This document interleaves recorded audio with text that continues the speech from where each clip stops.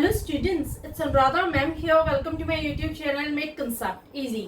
आज के video lecture में क्लास 12 साइकोलॉजी के चैप्टर 9 को कंटिन्यू करते हुए मैं एक्सप्लेन करूंगी कम्युनिकेशन स्किल। देखो, दो स्किल, जर्नल स्किल और ऑब्जर्वेशनल स्किल, ये मैं आपको प्रीवियस लेक्चर में डिटेल में एक्सप्लेन कर चुकी हूँ। इन दोनों स्किल को समझने के लिए आप मेरे प्रीवियस लेक्चर को देख लेना, लिंक मैं आपको डिस्क्रिप्शन बॉक्स में दे दूंगी। आज के वीडियो लेक्चर में मैं एक्सप्लेन करूंगी स्पेसिफिक स्किल। स्पेसिफिक स्किल को कैटेगराइज किया गया है इनटू 4 पार्ट्स। इसकी 4 कैटेगरी है। पहली आती है कम्युनिकेशन स्किल, दूसरी आती है साइकोलॉजिकल टेस्टिंग, तीसरी आती है इंटरव्यूइंग स्किल और चौथी आती है काउंसलिंग स्किल। तो आज के वीडियो लेक्चर में मैं आपको स्पेसिफिक स्किल की first category communication skill detail में एक्सप्लेन करूंगी। तो पूरा वीडियो लेक्चर स्टार्टिंग से एंड तक फुल कंसंट्रेशन के साथ देखना, ताकि कम्युनिकेशन स्किल के सारे पॉइंट्स आपको अच्छे से समझ में आ जाए। देखो, लाइफ में सक्सेसफुल होने के लिए कम्युनिकेशन स्किल का स्ट्रोंग होना बहुत जरूरी है। ये सिर्फ साइकोलॉजिस्ट के लिए ही इम्पोर्टेंट नहीं है, ये इक्वली इम्पोर्टेंट है हमारे लिए और आपके लिए भी। एक पर्सन चाहे इंटेलेक्चुअली स्ट्रोंग ना हो, चाहे वो बहुत ज्यादा क्रिएटिव ना हो, लेकिन अगर उसकी कम्युनिकेशन स्किल बहुत ज्यादा इफेक्टिव है, बहुत बोल्डली वो बोलता है, बहुत क्लियरली वो एक्सप्रेस करता है, तो वो पर्सन सर्टेनली लाइफ में सक्सेस अचीव करता है। देखो, आपके क्लास में आपका सक्सेस डिपेंड करता है आपके इफेक्टिव कम्युनिकेशन स्किल पर, कि किस तरह से आप क्वेश्चंस पूछते हैं, कितनी बोल्डली आप क्वेश्चन के आंसर्स करते हैं, किस तरह से आप समराइज करते हैं ओपिनियन को, कितनी इफेक्टिवली आप डिस्टिंग्विश करते हैं फैक्ट्स को ओपिनियन में से, कितनी फ्रूटफुली आप इंटरैक्ट करते हैं टीचर्स के साथ, कितनी फ्रूटफुली और इफेक्टिवली आप अपने पीयर्स के साथ इंटरैक्ट करते हैं। तो देखो, एक पर्सन जितना स्ट्रोंग होगा अपनी कम्युनिकेशन स्किल में, उतना ही ज्यादा वो सक्सेस अचीव करेगा। लेकिन देखो, जब आपकी कम्युनिकेशन स्किल स्ट्रोंग होती है, तो वहां आपको एक दूसरे स्किल की भी रिक्वायरमेंट पड़ती है, जो है लिसनिंग स्किल। आपको एक एक्टिव लिसनर भी होना चाहिए, क्योंकि देखो, जब टीचर क्लासरूम में वर्बली या नॉन वर्बली लेक्चर डिलीवर करता है, तो आपको एक्टिवली, अटेंटिवली, फोकस्ड वे में टीचर के लेक्चर को सुनना होगा, तभी आप उसे कंप्रीहेंड करके समराइज कर पाएंगे। क्लियर? तो एक पर्सन को सक्सेस अचीव करने के लिए इफेक्टिव कम्युनिकेशन के साथ साथ एक्टिव लिसनिंग की भी रिक्वायरमेंट होती है। तो समझ में आया, कम्युनिकेशन एक मेजर रोल प्ले करता है हमारी लाइफ में सक्सेस अचीव करने के लिए। अब देखो, आखिर ये कम्युनिकेशन होता क्या है। तो देखो, किस तरह से आप डिफाइन करेंगे कम्युनिकेशन को, कैसे आप लिखेंगे। Communication is a process in which feeling and ideas are expressed as verbal or non-verbal messages that are sent, received or comprehend। देखो, कम्युनिकेशन क्या है। कम्युनिकेशन ये एक ऐसा प्रोसेस है जिसमें हम अपनी फीलिंग्स और आइडियाज को वर्बली और नॉन वर्बली एक्सप्रेस करते हैं। वर्बली का मतलब क्या हुआ कि हम बोलकर अपने आइडियाज को, अपनी फीलिंग को, अपनी इंफॉर्मेशन को शेयर करते हैं, और नॉन वर्बली का मतलब ये हुआ कि हम रिटन वे में अपनी इंफॉर्मेशन को शेयर कर सकते हैं। इसमें आपकी बॉडी लैंग्वेज भी कंसीडर की जा सकती है, आपके एक्सप्रेशंस को भी कंसीडर किया जा सकता है। तो ऐसी चीजें जो आप इशारों के थ्रू बता रहे हैं, अपने फेशियल एक्सप्रेशन से एक्सप्रेस कर रहे हैं, तो उसे हम कहेंगे नॉन वर्बल। तो यहाँ हम अपने मैसेज को वर्बली भी कन्वे कर सकते हैं और नॉन वर्बल वे से भी। अब देखो, मैसेज आर सेंट, इसका मतलब क्या हुआ कि सेंडर ने मैसेज को एनकोड किया और उसे डिलीवर कर दिया, एक्सचेंज कर दिया, ट्रांसमिट कर दिया रिसीवर के पास। तो ये हो गया मैसेज इज सेंट। दूसरा है मैसेज इज रिसीव्ड। जब रिसीवर ने मैसेज को रिसीव कर लिया, उसके पास मैसेज पहुंच गया, तो ये होगा मैसेज इज रिसीव्ड। और तीसरा है message is comprehend. Message is comprehend का मतलब क्या हुआ कि रिसीवर ने एनकोडेड मैसेज को डिकोड किया है, यानी उसको एक अंडरस्टैंडेबल लैंग्वेज में ट्रांसलेट किया है और मैसेज को समझा है। तो ये होता है कम्युनिकेशन। कम्युनिकेशन में दो पार्टीज इन्वॉल्व होती है, एक होता है सेंडर, दूसरा होता है रिसीवर। सेंडर के माइंड में एक आइडिया डेवलप होता है जिसे वो एनकोड करके रिसीवर के पास भेजता है। रिसीवर उस आइडिया को डिकोड करके अंडरस्टैंड करता है और फीडबैक देता है सेंडर को। तो कम्युनिकेशन एक सर्कुलर प्रोसेस है। कम्युनिकेशन स्टार्ट भी सेंडर से होता है और एंड भी सेंडर से होता है। समझ में आया कम्युनिकेशन क्या होता है? कम्युनिकेशन एक ऐसा प्रोसेस है जो स्टार्ट होता है सेंडर से। सेंडर के माइंड में एक आइडिया डेवलप होता है जिसे वो कन्वर्ट करता है इनटू अ मीनिंगफुल वर्ड और लैंग्वेज। इसके बाद वो एक प्रॉपर चैनल के थ्रू उस मैसेज को भेज देता है रिसीवर के पास। रिसीवर उस मैसेज को रिसीव करने के बाद डिकोड करता है। डिकोड करना यानी वो एक अंडरस्टैंडेबल लैंग्वेज में उस मैसेज को समझता है और फीडबैक देता है सेंडर को। तो यहाँ पर ये प्रोसेस शुरू भी सेंडर से होता है और एंड भी सेंडर से। क्लियर? अब मैं आपको बता रही हूँ characteristics of communication. First point is it is a dynamic process depend on persons feeling, emotions, attitude and expectation. देखो, जो कम्युनिकेशन है ये चेंजेबल प्रोसेस है। हमारा जो कम्युनिकेशन है ये डिपेंड करता है हमारी फीलिंग पर, हमारे एटीट्यूड पर, हमारी एक्सपेक्टेशंस पर और हमारे इमोशन पर। ये चेंज होते रहते हैं, ये स्टैटिक नहीं होते। जैसा हमारा मूड होता है उसके अकॉर्डिंग ही हम कम्युनिकेट करते हैं। अगर हम गुस्से में हैं तो हमारा कम्युनिकेशन भी डिफरेंट होगा। अगर हमें किसी से बहुत ज्यादा एक्सपेक्टेशन है तो वहां भी हमारा कम्युनिकेशन डिफरेंट होगा। अगर हमारा किसी के लिए नेगेटिव एटीट्यूड है तो हमारा कम्युनिकेशन भी वहां पर नेगेटिव होगा। तो कम्युनिकेशन डिपेंड करता है कि हम किस स्टेट में हैं, हमारी कंडीशन कैसी है, हमारी थॉट कैसी है, हमारी फीलिंग कैसी है, कैसी हमारी एक्सपेक्टेशन है और कैसे हमारे इमोशंस है।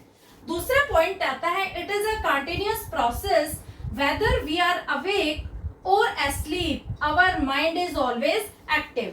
देखो, कम्युनिकेशन ये एक कंटिन्यूअस प्रोसेस है। कम्युनिकेशन कभी भी खत्म नहीं होता है, ये नेवर एंडिंग प्रोसेस है, हमेशा चलता रहता है। चाहे हम सो रहे हैं, चाहे हम जाग रहे हैं, कम्युनिकेशन हमेशा कंटिन्यू रहता है क्योंकि हमारा जो माइंड है ये हमेशा एक्टिव रहता है।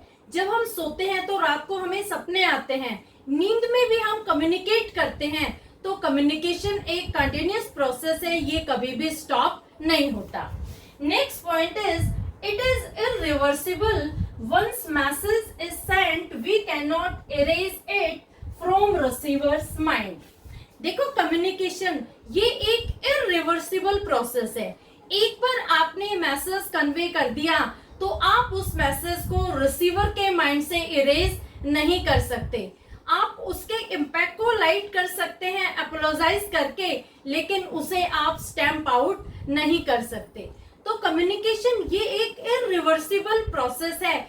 एक बार आपने जो बात कह दी वो कभी भी वापस नहीं हो सकती। देखो, आप लोगों ने एक कहावत सुनी होगी कि कमान से निकला हुआ तीर वापस नहीं आ सकता, वैसे ही जुबान से निकली हुई बात वापस नहीं आ सकती। तो एक बार आपने कुछ कह दिया और अगर वो बात किसी ने सुन ली तो आप उस बात को सुनने वाले के माइंड से कभी भी इरेज नहीं कर सकते। क्लियर? तो कम्युनिकेशन ये एक इररिवर्सिबल प्रोसेस है, इसे हम कभी भी रिवर्स नहीं कर सकते। Last point is it is interactive because constantly we are in contact with other people. A cycle of action and reaction is the basis of communication. देखो, कम्युनिकेशन ये एक इंटरैक्टिव प्रोसेस है। ह्यूमन बीइंग सोशल एनिमल है, society में रहते हैं तो उन्हें लोगों के साथ इंटरैक्ट करना पड़ता है। सोसाइटी में जब हम एक्शन करते हैं तो सामने वाला किस तरह से रिस्पोंड करता है, किस तरह से उसका रिएक्शन होता है, ये सब डिपेंड करता है कम्युनिकेशन पर। क्लियर? तो होपफुली कम्युनिकेशन के चारों कैरेक्टरिस्टिक्स आपको अच्छे से समझ में आ गए होंगे। कम्युनिकेशन क्या होता है और क्या इसके फीचर्स हैं, ये आपको अच्छे से क्लियर हो गए। अब मैं ले रही हूँ टाइप्स ऑफ कम्युनिकेशन। देखो, कम्युनिकेशन को 3 टाइप में डिवाइड किया है। पहला है इंट्रापर्सनल कम्युनिकेशन, दूसरा है इंटरपर्सनल कम्युनिकेशन और तीसरा है पब्लिक कम्युनिकेशन। इंट्रापर्सनल कम्युनिकेशन क्या होता है? Communicating with our own self. जब हम अपने आप से बात करते हैं, जब हम अपनी फीलिंग्स को, अपनी थॉट्स को, अपने एक्शन को एनालाइज करते हैं, तो वो होता है इंट्रापर्सनल रिएक्शन। इसमें हम अपने सेल्फ को ही एनालाइज करते हैं। देखो, कई बार क्या होता है कि आप गुस्से में किसी से कुछ कह देते हैं, तो बाद में जब आप शांति से बैठ के सोचते हैं, अपने आप को एनालाइज करते हैं, तो आप रिपेंट करते हैं। आप ये सोचते हैं कि मुझे ऐसा नहीं कहना चाहिए था, लेकिन जो आपने कहा वो इमोशनल स्टेट में कहा था। तो जब हम अपने आप को एनालाइज करते हैं, अपने सेल्फ को जज करते हैं, तो वो होता है इंटरपर्सनल कम्युनिकेशन। दूसरा आता है इंटरपर्सनल कम्युनिकेशन, कम्युनिकेशन बिटवीन 2 और मोर पर्सन। जब हम दूसरों से इंटरेक्ट करते हैं, अपने आइडियाज, अपनी फीलिंग, अपनी इंफॉर्मेशन हम दूसरे के साथ शेयर करते हैं, एक्सचेंज करते हैं, तो वो होता है इंटरपर्सनल कम्युनिकेशन। यहाँ जब आप इंफॉर्मेशन एक्सचेंज करते हैं, तो वो आपके फ्रेंड्स भी हो सकते हैं, आपके रिलेटिव्स भी हो सकते हैं, और इवन आप स्ट्रेंजर के साथ भी इंफॉर्मेशन एक्सचेंज कर सकते हैं।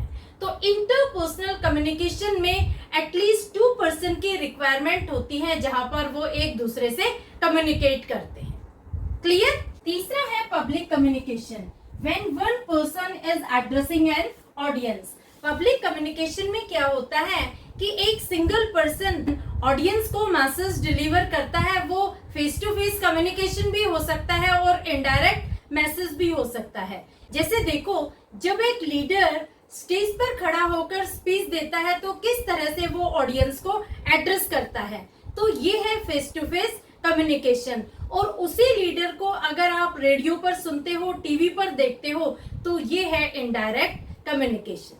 क्लियर? तो पब्लिक कम्युनिकेशन आपको समझ में आया, यहाँ पर एक सिंगल पर्सन ऑडियंस को एड्रेस करता है। क्लियर? तो होपफुली आपको तीनों तरह के कम्युनिकेशन समझ में आ गए होंगे। अब मैं आपको बता रही हूँ प्रोसेस ऑफ कम्युनिकेशन। देखो, प्रोसेस में 5 स्टेप हैं। फर्स्ट स्टेप क्या है?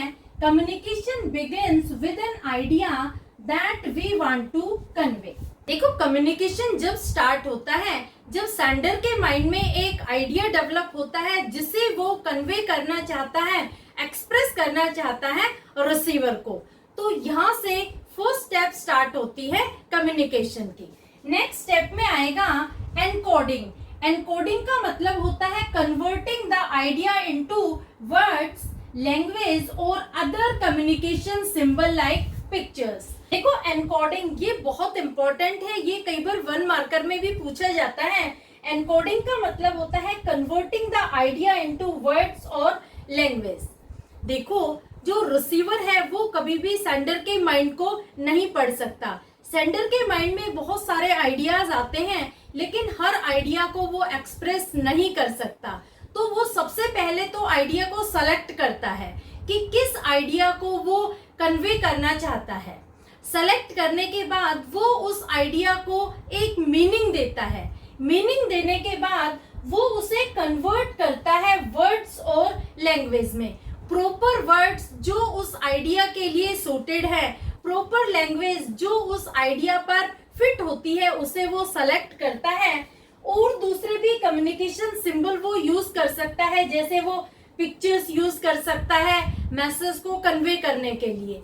तो एनकोडिंग क्या होता है? एनकोडिंग एक ऐसा प्रोसेस है जिसमें सेंडर अपने आइडिया को कन्वर्ट करता है प्रॉपर वर्ड्स में, प्रॉपर लैंग्वेज में, यानी वो अपने आइडिया को एक मीनिंग देता है, उसको एक मैसेज में कन्वर्ट करता है।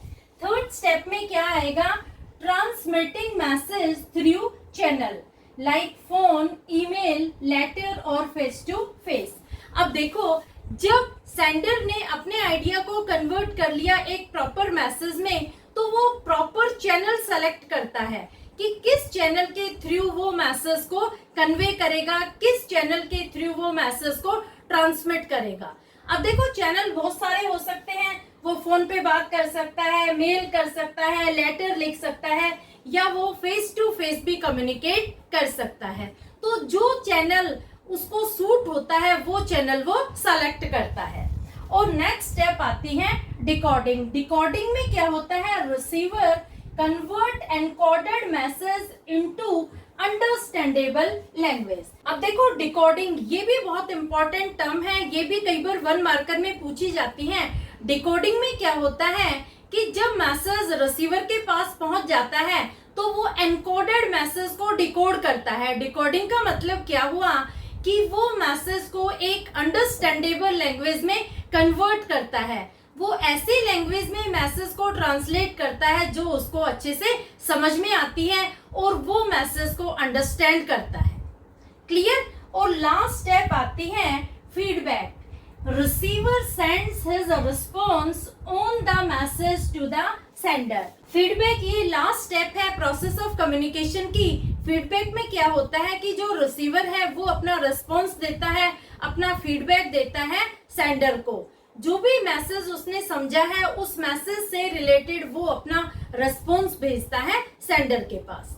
तो देखो जो ये कम्युनिकेशन प्रोसेस है इसे आप सर्कुलर प्रोसेस भी कह सकते हैं, क्योंकि ये स्टार्ट भी सेंडर से होता है और घूम फिर करके दोबारा ये पहुंचता है सेंडर के पास। क्लियर। तो होपफुली आपको प्रोसेस ऑफ कम्युनिकेशन भी अच्छे से समझ में आ गया होगा। तो आज के वीडियो लेक्चर में मैं आपको यहीं तक समझाऊंगी। नेक्स्ट वीडियो लेक्चर में मैं लूंगी components of communication. Clear. Hopefully तीनों टॉपिक आपको अच्छे से क्लियर हो गए होंगे। पहला मीनिंग एंड कैरेक्टरिस्टिक्स, दूसरा टाइप्स ऑफ कम्युनिकेशन और तीसरा प्रोसेस ऑफ कम्युनिकेशन। फिर भी किसी तरह की कोई क्वेरी हो तो feel free to comment in comment box. Thank you so much.